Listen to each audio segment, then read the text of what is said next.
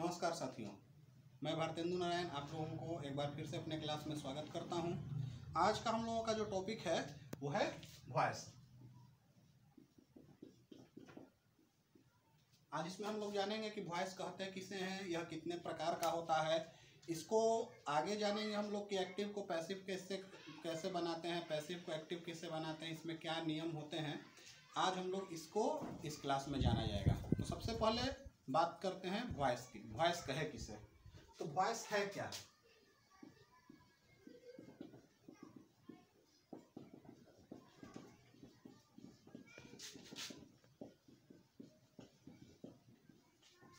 Something expressed in word, जो कुछ भी हम शब्दों में एक्सप्रेस कर देते हैं, व्याख्या कर देते हैं, बता देते हैं, उसी को हम लोग क्या कहते हैं?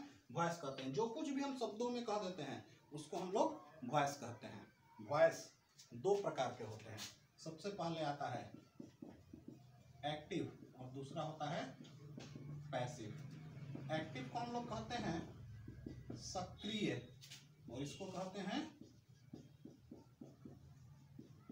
निष्क्रिय। यानी कि एक्टिव होता क्या है, एक्टिव को सक्रिय क्यों कहे और पैसिव को निष्क्रिय क्यों कहे? होता है क्या इसमें कि एक्टिव में जो कुछ भी सब्जेक्ट होता है, सब्जेक्ट जब कोई किसी भी कार्य को करता है तो उसको हम लोग एक्टिव कहते हैं, सक्रिय, और वो सब्जेक्ट के ऊपर कोई कार्य संपादित किया जाता है उसको हम लोग कहते हैं पैसिव, यानी कि निष्क्रिय।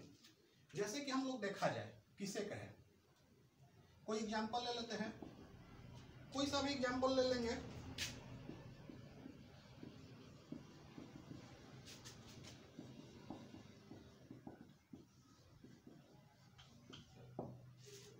Ramesh is playing chess. Ramesh जो है चेस खेल रहा है। इसमें इस वाक्य में रमेश सब्जेक्ट है। इस वाक्य में रमेश क्या है? सब्जेक्ट है। और यह किसी, और प्लेइंग इस वाक्य का वर्ब है और चेस इस वाक्य का ऑब्जेक्ट है। तो इस वाक्य में सब्जेक्ट के द्वारा एक क्रिया हो रही है कि वह खेल रहा है। तो इस वाक्य को हम लोग जानेंगे क्या, ये क्या है? एक्टिव का है, क्योंकि सब्जेक्ट जो है किसी भी कार्य को करने के लिए सक्रिय है। अब जरा इसी पर आधारित एक दूसरा उदाहरण देखते हैं।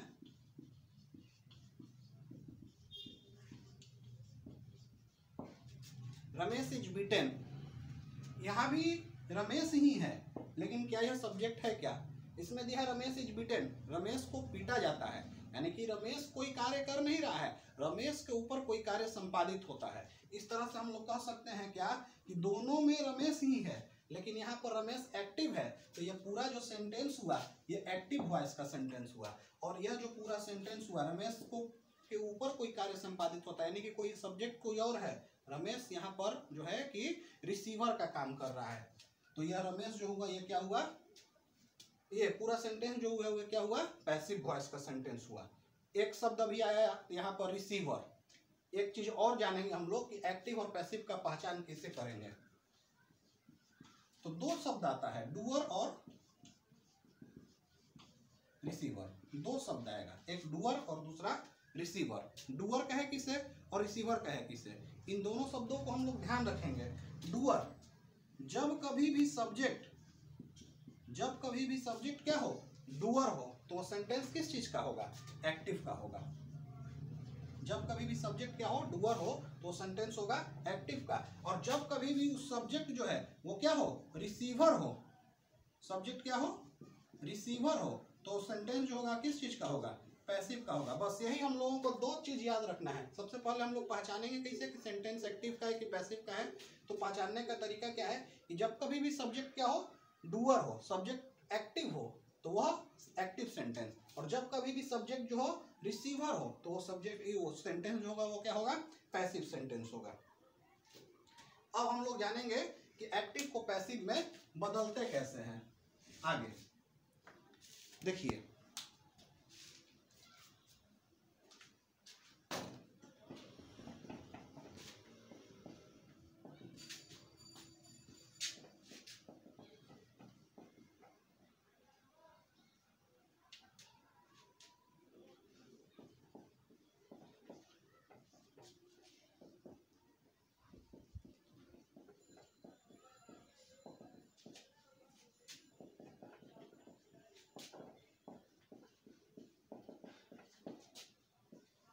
एक ही यूनिवर्सल रूल है, there is an universal rule for changing active to passive. Active से पैसिव में बदलने के लिए एकमात्र यूनिवर्सल रूल है, और वो रूल क्या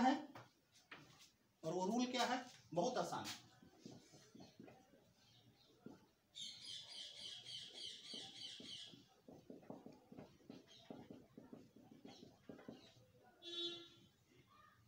इसी रूल से हम लोग जितना भी वॉइस है एक्टिव से पैसिव बदल सकते हैं। बी प्लस पास्ट पार्टिसिपल, दुनिया में चाहे जो कुछ भी हम लोग एक्टिव को पैसिव बदल रहे हैं उसमें अगर बी प्लस पास्ट पार्टिसिपल कर दिया तो जो सेंटेंस होगा वो पैसिव में ट्रांसफॉर्म हो जाएगा। अब सबसे पहले जाने कैसे किसे बी हुआ क्या, तो बी का जो फर्स्ट फॉर्म हुआ वो हुआ इज या एम या आर। बी का जो सेकंड फॉर्म हुआ ये हुआ वाज या वर, और बी का जो थर्ड फॉर्म हुआ वो क्या हुआ बीन। तो यह जो होगा सब्जेक्ट के अकॉर्डिंग और उसके टेंस के अकॉर्डिंग, सब्जेक्ट के अकॉर्डिंग होगा या तो इज, नहीं तो एम, नहीं तो आर, नहीं तो वाज या वर, और टेंस के अकॉर्डिंग भी होगा वाज, वर या बीन। उसको टेंस के अकॉर्डिंग लगाएंगे, वो आगे एग्जांपल से समझ में आएगा। और पास्ट पार्टिसिपल कहे किसे, तो पास्ट पार्टिसिपल जो होता है क्रिया का तीसरा रूप होता है, यानी कि V3 फॉर्म ऑफ वर्ब, यानी कि थर्ड फॉर्म ऑफ वर्ब। तो ये पास्ट पार्टिसिपल, जैसे कि एक एग्जांपल से हम लोग समझते हैं।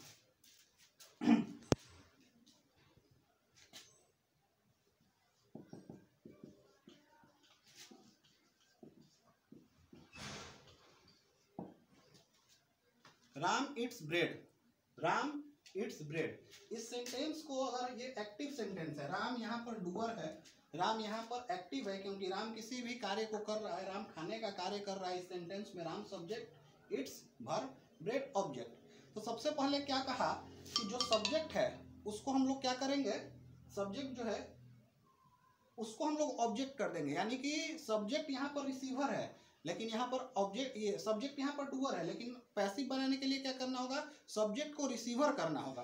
तो रिसीवर जो होगा क्या हो जाएगा, लास्ट में चला जाएगा। और ध्यान रखा जाएगा कि 90% 95% वॉइस में एक प्रीपोजिशन का यूज होता है और वो प्रीपोजिशन है बाय। तो मैक्सिमम जो यूज होता है वही। आगे हम लोग जानेंगे कि उस 95% के बाद 5% ऐसा कौन सा सेंटेंस है जिसमें बाय के अलावे दूसरा प्रीपोजिशन यूज होता है। तो बाय और सब्जेक्ट राम, ये लिख दिया। इसके बाद रिसीवर क्या होगा, तो रिसीवर जो यहाँ पर ऑब्जेक्ट है वो रिसीवर हो जाएगा। उसके बाद हम लोगों ने क्या कहा, universal rule be plus past participle be. तो देखेंगे जरा यहाँ पर यह जो है किसका है, तो फर्स्ट फॉर्म है इट्स, तो फर्स्ट फॉर्म डालेंगे। ब्रेड चूंकि सिंगुलर है इसीलिए ब्रेड के लिए क्या होगा, यहाँ पर बी के जगह पर इज हो जाएगा। और इट्स का थर्ड फॉर्म कौन सा हो जाएगा, पास्ट पार्टिसिपल ईटेन। बहुत आसान नियम है, bread is eaten by Ram. इसी तरह से दूसरा एग्जाम्पल देखते हैं।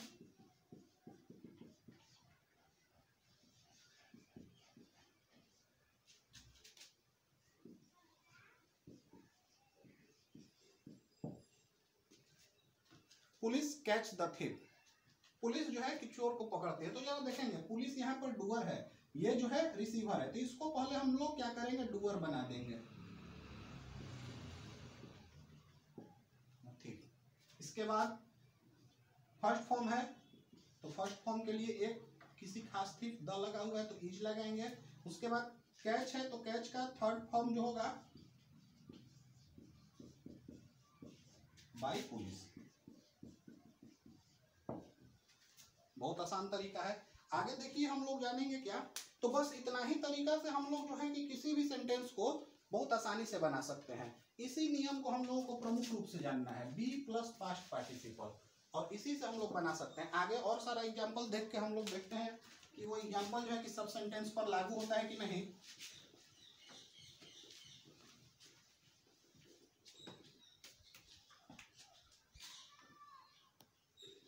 नेक्स्ट एग्जाम्पल है,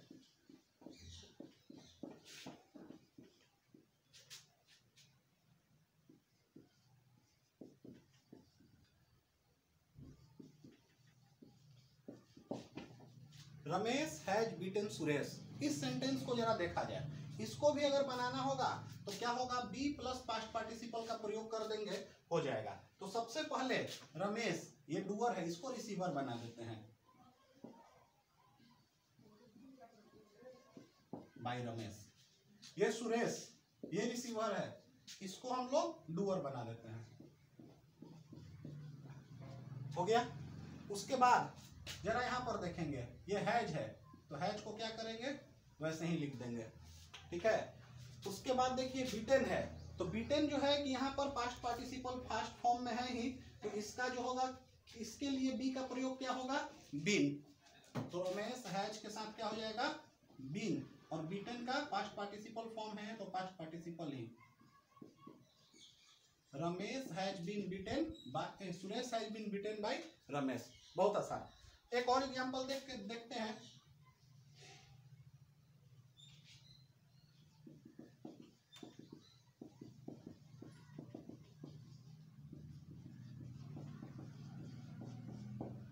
सीता इज प्लेइंग फुटबॉल।